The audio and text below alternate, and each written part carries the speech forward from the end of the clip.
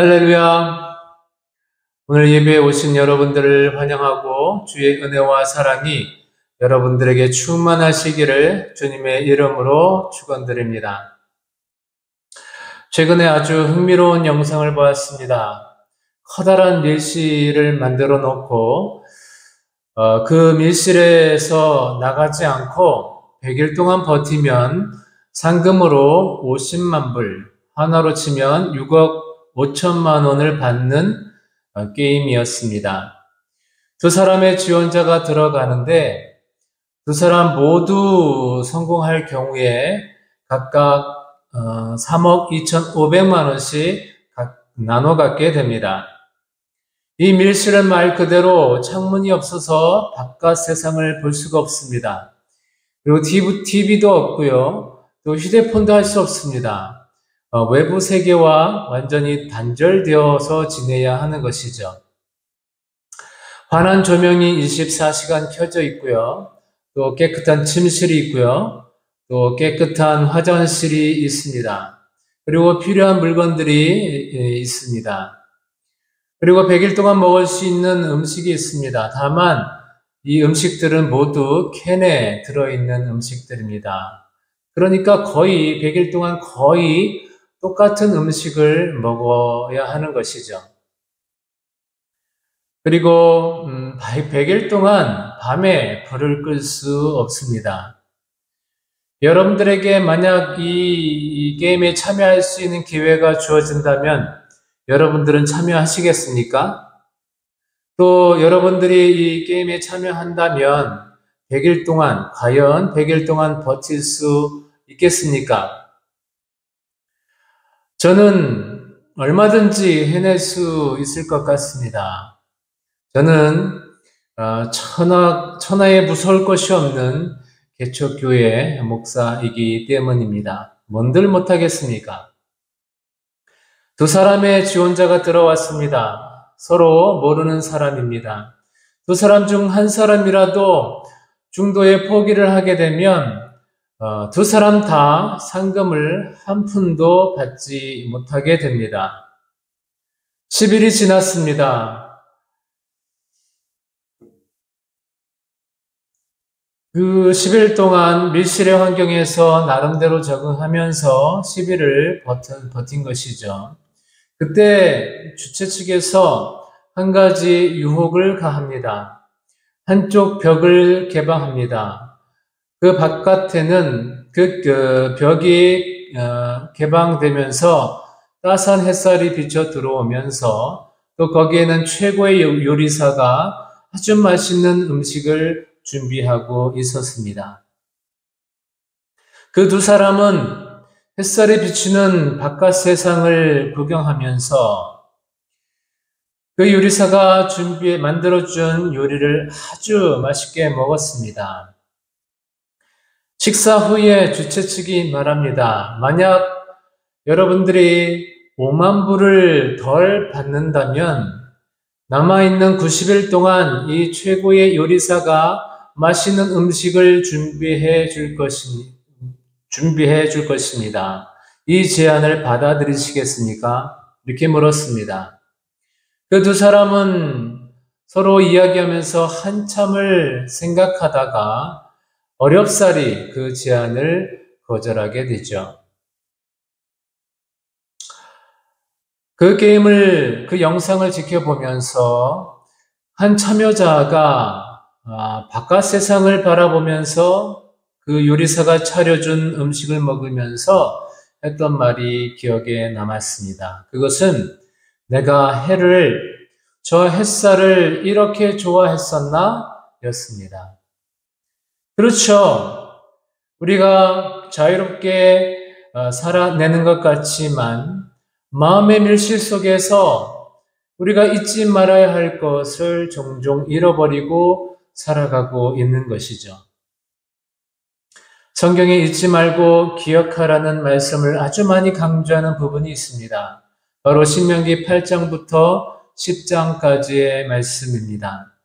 여기에는 이스라엘 백성이 출애굽하여 40년 동안 광야 훈련을 거친 뒤 이제 약속의 땅 가나안 땅에 들어가기 직전에 모세가 지난 40년을 회상하면서 이스라엘 백성들에게 당부했던, 그러니까 모세의 마지막 설교였습니다. 우선 모세는 8장 2절에서 하나님께서 이스라엘 백성에게 40년 동안 광야 길을 걷게 하신 것을 기억하라고 말합니다. 그리고 그 이유에 대해서 몇 가지를 말해줍니다. 첫째 이유로는 너를 낮추시기 위함이라고 합니다. 하나님 앞에서 낮아진다는 것의 의미는 무엇일까요?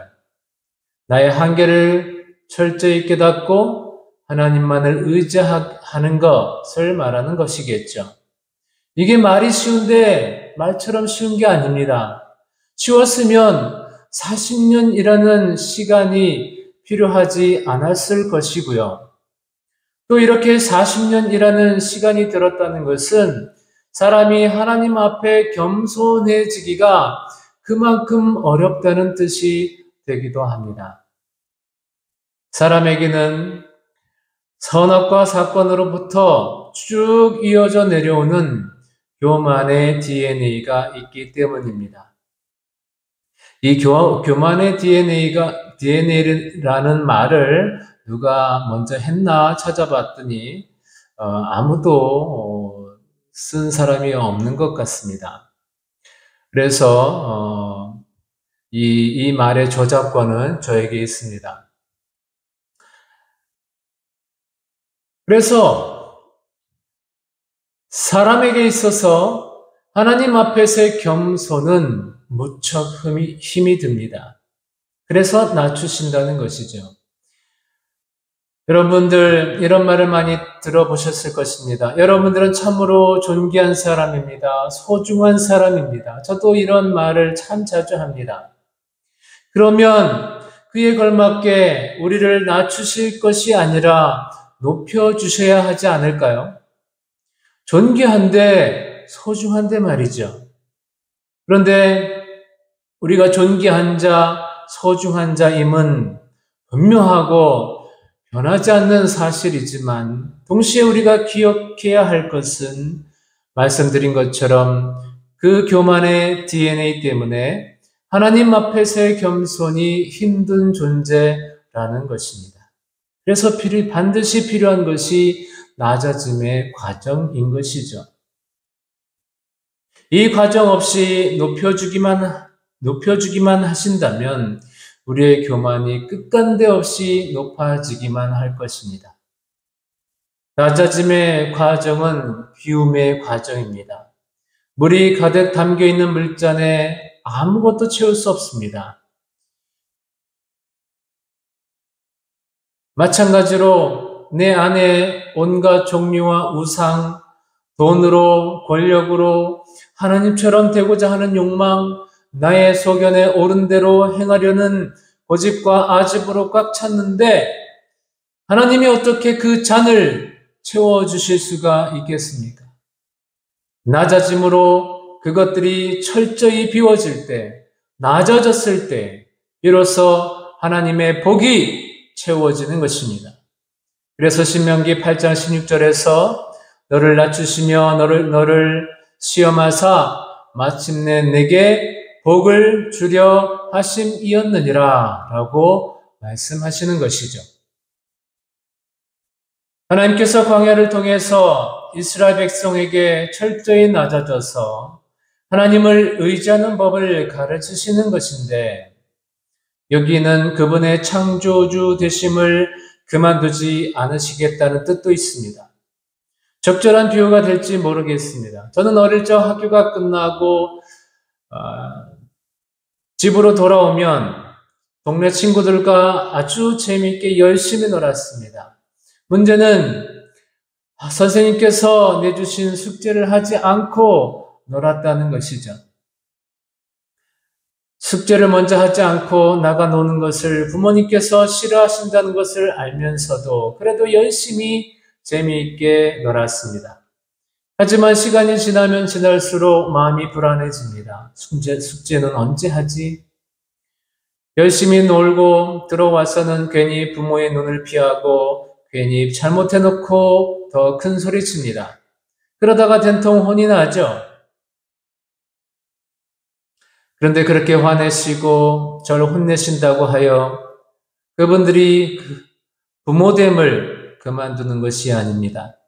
내가 잘못한다고 하여서 뜻을 거스른다고 하여서 부모됨을 포기하지 않으시는 것입니다. 왜냐하면 나를 사랑하시기 때문이죠.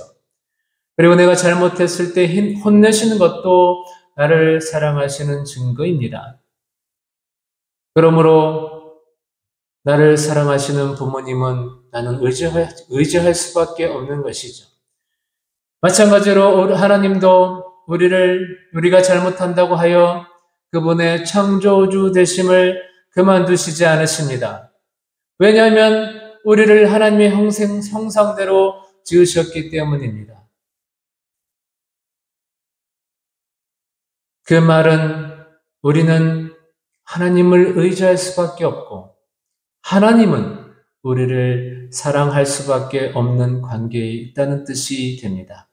사랑하면 그렇듯 우리와 교제하고 싶어 하시고 그 관계를 더 깊게 맺으시고 우리가 더욱더 성장하기를 바라시는 것이죠.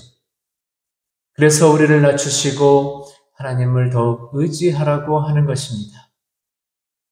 내가 하나님을 의지할 때 나는 하나님의 자녀이다라는 것을 절대로 잊지 않습니다. 하나님을 전적으로 의지할 때 시편 23편처럼 악인의 꾀를 따르지 아니합니다. 죄인들의 길에 서지 아니합니다. 오만한 자들의 자리에 앉지 아니합니다. 오직 여호와의 율법을 즐거워하고요. 그의 율법을 주야로 묵상합니다. 그 사람이 복 있는 사람이고 하나님을 정말로 의지하는 자의 복입니다. 또한 내가 하나님의 자녀임을 알 때 하나님이 기뻐하시는 길인데 그 길이 좁고 힘든 길이라 할지라도 묵묵히 그 길을 걷고 그 길을 갈 때 하나님과의 관계가 더 깊어질 뿐만 아니라 그 관계 속에서 하나님께서 이겨낼 수 있는 힘을 주시고 살아낼 수 있는 힘을 주시니 하나님 때문에 감사, 찬양, 기쁨으로 가득 차게 됩니다. 반대로 하나님께서 기뻐하지 않으시는 길이라면 하나님을 의지하는 자는 그 길에서 당장 멈춥니다. 그리고 무엇보다 최고는요, 하나님을 의지할 때 하나님의 존재만으로도 기뻐하고 즐거워하고 사랑하게 되는 것이죠. 그것 자체가 가장 큰 행복이고 중요하기 때문입니다.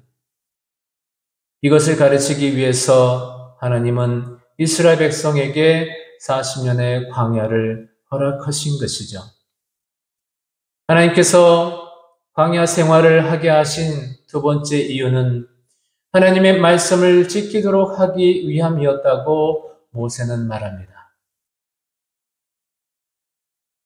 하나님께서 이스라엘 백성들에게 40년의 광야 생활을 허락하신 것은 그들이 하나님의 말씀에 순종하는지 불순종하는지를 지켜보시기 위함이었습니다.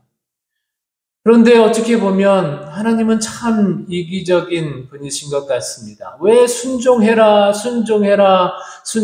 자꾸만 말씀하시는 걸까요? 누가 여러분들에게 와가지고 내 말 들어야 해 라고 말한다면 여러분들 듣겠습니까? 그 사람의 말을 믿겠습니까? 아마도 내가 왜 당신 말을 들어야 되는데? 라고 할 것입니다. 사실상 그 사람과 나는 아무런 관계에 있지 않기 때문입니다. 그러나 하나님과 나는 뗄래야 뗄 수 없는 관계에 있습니다. 하나님은 나를 지으신 분입니다. 전지전능하신 하나님이 인생의 길을 모르시겠습니까? 하나님이 말씀해 주시지 않으시면 그 말씀에 우리가 순종하지 않으면 영원히 죽게 되는 길이 인생의 길입니다. 그래서 하나님은 말씀하시고 그 말씀에 순종하라고 하시는 것이죠. 하나님의 말씀에 순종하지 않으면 거짓에 속아서 저주와 사망에 이르게 되지만 하나님의 말씀에 순종하면 구원받아서 우리가 하나님의 영광에 이르게 됩니다. 하나님의 말씀 속에 길이 있고 생명이 있고 하나님의 나라가 있고 진리가 있고 또 나의 모든 문제에 대한 해석의 길이 있기 때문입니다. 그래서 자꾸만 당신의 말씀에 순종하라, 순종하라 라고 하시는 것입니다. 찬송가 203장 하나님의 말씀은 이런 찬송이 있습니다. 참 좋습니다. 하나님의 말씀은 생명의 말씀이라 광야 같은 세상의 길 잃고 방황할 때 절망 중에 빠진 이 몸 하나님 보호하사 생명샘이 솟아나와 새 힘이 넘칩니다. 하나님의 말씀은 은혜의 말씀이라 누구든지 믿고서 참으로 회개하면 하나님이 사해 주사 구원함 베푸시고 가히 없는 큰 은혜로 늘 품어주십니다. 하나님의 말씀은 진리의 말씀이라 믿음으로 지키어 자유를 얻게 되면 어려운 일, 힘든 일도 담대히 할 수 있어 온전하신 말씀으로 승리케 하십니다. 하나님의 말씀은 사랑의 말씀이라 험한 세상 살 동안 언제나 돌보시고 변함없는 사랑으로 우리를 지키시어 하늘나라 이르도록 인도해 주십니다. 이 찬송은 조창희라는 감리교 목사님이 쓰신 작사하신 것입니다. 이 목사님은 서울에서 개척교회 목회를 실패해서 좌절하고 방황하고 있을 때에 1996년 어느 산상 집회에 참석하여 말씀을 듣고 기도하는 중 은혜를 받아 가슴이 벅차오르면서 하나님의 큰 사랑을 깨닫고 살아있는 생명의 말씀으로 새 힘을 얻게 하신 그 은혜를 고백시로 표현한 것이라고 합니다. 이렇게 좋은 하나님의 말씀인데 그 말씀에 순종하는지 시험하시기 위해서 광야를 주셨다는 것이죠. 평안할 때 평안한 곳에서는 우리의 마음이 어떤지 잘 모릅니다. 평안할 때, 일이 잘 풀릴 때, 안정적일 때, 만족스러울 때는 누구나 하나님을 기쁘시게 하기를 원한다고 말합니다. 그러나 광야에서는 우리 마음의 현주소가 여지없이 드러나게 되죠. 그래서 광야는 우리의 생각과 마음을 시험하기에 가장 적합한 장소입니다. 이런 광야에서 오직 하나님의 말씀에 순종하는지, 하나님만을 기쁘게 섬기는지, 오직 내 만족은 하나님께만 있습니다라고 고백하는지 하나님께서는 알고 싶어 하십니다. 환난과 고난과 역경 가운데 있을지라도 하나님의 말씀에 순종합니다. 나는 하나님의 말씀은 우리 생명의 근원입니다. 나는 하나님만을 의지합니다라고 고백할 수 있는 저와 여러분들이 되시기를 주의 이름으로 축원드립니다. 아멘. 우리가 하나님의 말씀을 정말 믿고 순종하고 지키는지 시험하기 위해서 또 알고 싶으셔서 광야를 허락하시기도 하지만 광야를 지나는 것 자체가 우리 삶의 내면이 깊어지고 견고하며 영적인 근육이 단단해지기도 합니다. 교만과 헛된 생각을 고치게 되고 나의 아집과 한쪽으로 치우친 극단적인 생각에서 벗어나게 해주고 부드러움과 인내와 긍휼을 가진 자로서 넓은 마음으로 다른 사람을 대하게 해줍니다. 광야를 지날 때 그 상황을 못 견디어서 그 훈련을 받아들이지 못해서 탈락하는 사람들이 많지만 그 훈련을 잘 받으면 나를 살리시는 하나님의 말씀에 온전히 순종할 수 있는 사람이 되는 것입니다. 저에게 2023년도는 광야였습니다. 여러 번 말씀드렸는데 중북 어느 곳에서 개척을 하게 되었습니다. 저는 목회할 생각이 전혀 없었습니다. 인도에서 선교 사역도 만 8년 가까이 해오던 중이라 많이 망설여졌지만 무엇보다 여호수아서 17장을 읽을 때 하나님께서 개척하라는 말씀을 주셔서 하나님의 부르심을 확신할 수 있었고 목회의 길로 들어섰습니다. 개척교회지만 참 어려웠지만 참 은혜로웠고 행복하고 기뻤습니다. 하지만 자기 건물을 교회 건물로 내어주며 함께 개척하자고 하셨던 분들이 어느 날부터 저에게 불만을 품고 교회에 안 나오기 시작했습니다. 설교 중 자기를 비난했다는 것입니다. 터무니없는 오해라고 말씀드렸지만 저에 대한 화가 눈덩이처럼 커져만 갔고 저희가 수시로 찾아가도 만나주지 않았습니다. 얼마 후 월 100만 원의 임대료를 내라는 내용 증명도 보냈습니다. 2개월을 연차하면 법적 조치를 취하겠다고도 했습니다. 말할 수 없는 일들도 많이 있었습니다. 도저히 이해할 수 없었습니다. 설상가상으로 이제 막 출석하기 시작한 교인들에게도 저희를 비방하여 교회에 나오지 못하게 했습니다. 어떻게 이런 일들이 일어날 수 있는지 너무나 당황했습니다. 한순간에 이런 일들이 벌어졌습니다. 어떻게든 그 관계를 회복하려고 했지만 소용이 없었습니다. 저는 그분들이 너무나 미웠고 화가 났습니다. 새벽 제단에서 많이 울었습니다. 하나님, 저에게 왜 이러시냐고 물으면서 헛웃음을 치기도 했습니다. 역시 나는 목회자감이 아닌가 보다 생각하면서 절망하고 낙심했습니다. 저 자신이 무용함을 한없이 느꼈습니다. 모든 것을 그만두고 다시 선교지로 돌아가고 싶었습니다. 하지만 사인이 있을 때까지 예배하고 기도하면서 계속해서 교회를 지켰습니다. 상황은 아무것도 달라지지 않았습니다. 그러나 한 가지 달라진 것이 있는데 그것은 처음에는 그분들이 밉고 화가 났지만 기도하면서 시간이 지나면서 이제는 그분들이 문제가 아니라 나의 주인됨을 새롭게 깨닫게 된 것입니다. 하나님을 전적으로 의지하지 않았고 인간을 의지하고 있었던 저를 발견하게 됐고 제 안에 있는 혈기와 미움이 여지없이 드러났습니다. 제 자신이 미움으로 형제를 죽여서 심판에 이르고 있었습니다. 너무나 교만했습니다. 회개하면서 이제 그분들이 다르게 보였습니다.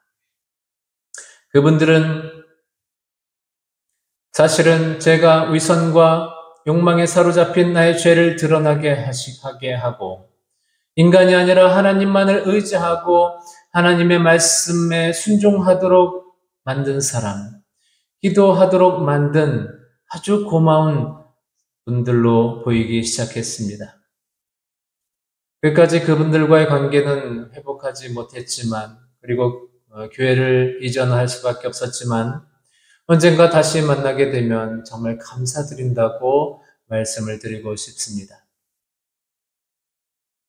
하나님께서 시험해 보시려고 저의 믿음을 보다 성숙하게 하시려고 또 하나님과의 관계를 더 친밀하게 하시려고 광야를 주셨는데 그 광야는 제가 평생토록 꼭 기억해야 하는 광야이죠. 얼마 지나지 않았지만 지금 돌이켜 생각해 보면 하나님이 제게 내주신 시험에서는 하나님을 원망하고 사람에게는 분노하고 제 자신에게는 실망하고 절망했으니 빵점을 받을 것 같습니다. 하지만 광야를 통해 하나님께서 저를 향해 이루시고자 하는 그 교육 목표는 완벽하게 이루어졌으니 하나님은 100점입니다. 하나님은 언제나 옳습니다. 마지막으로 하나님이 이스라엘 백성에게 40년의 광야 생활을 허락하신 세 번째 이유는 떡으로만 살 수 없는 인생임을 깨닫도록 하기 위함입니다. 인간에게 떡은 매우 중요한 문제입니다. 그것을 아무리 강조해도 지나침이 없습니다. 예수님도 기도를 가르쳐 주시면서 일용할 양식을 주옵소서라고 가르쳐 주셨습니다. 그러나 떡이 아무리 중요하다고 하더라도 인간은 떡으로만 살 수 없는 인생입니다. 인간은 영적인 존재이기 때문이죠. 영적 존재임을 모르는 사람은 그저 잘 먹는 삶, 잘 입는 삶, 잘 사는 삶만을 목적 삼아서 살아갑니다. 그리고 교인들도 세상 사람들과 별반 다를 것 없이 그러한 삶을 추구하기도 합니다. 그래서 하나님마저 목적이 아니라 수단으로 만들어 버립니다. 그래서 열심히 예배에 참석하여도 기도하여도 만족함이 없는 것이죠. 인간의 영혼은 아무리 내가 세상에서 잘 먹고 잘 입고 잘 살아도 그것으로 만족하지 못합니다. 그래서 음란에 빠지고 외도하고 마약, 도박, 명품 중독에 빠지는 것이죠. 하나님은 사람은 떡으로만 살 수 없는 인생임을 알게 하시려고 광야로 인도하시는 것입니다. 잘 먹지 못하고 잘 입지 못하고 잘 살지 못하는 광야에서라도 하나님과 함께 한다면 그곳이 풍요의 땅이겠지만 하나님을 잊는다면 아무리 풍요로운 것이라 할지라도 그것은 광야 그 말 그대로 죽음의 땅이라는 사실을 기억해야 하는 것이죠. 어쩌면 우리는 평생을 광야 속에 있는 것일지도 모르겠습니다. 그러나 우리가 광야에 있다고 할지라도 하나님께서 우리를 버리신 것이 아닙니다. 광야 속에 있을지라도 언제나 오르신 하나님만으로도 기뻐하고 즐거워하고 사랑하는 것이 가장 행복하고 중요한 것임을 기억하면서 내가 비워지고 대신 하나님의 축복이 채워지며 그 축복을 누리는 저와 여러분들이 되시기를 주님의 이름으로 축원드립니다. 아멘.